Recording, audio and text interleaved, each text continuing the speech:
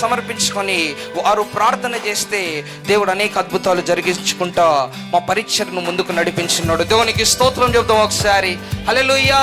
ఒకప్పుడు తినడానికి తిండి లేని వారమే, ఒకప్పుడు కట్టుకోవడానికి మంచి బట్టలు లేని వారమే, ఒకప్పుడు ఆర్థిక సమస్యలతో నలిగిపోయి చావవలసిన వారమే. అయితే ఎప్పుడైతే దేవునికి మా జీవితాలను సజీవముగా సమర్పించుకొని ఉన్నామో, తిండి లేని మా బ్రతుకులను ఇది నా అనేకులకు ఆహారం పెట్టే జీవితాలుగా మార్చున్నాడు. దేవునికి స్తోత్రం చెప్దాం ఒకసారి.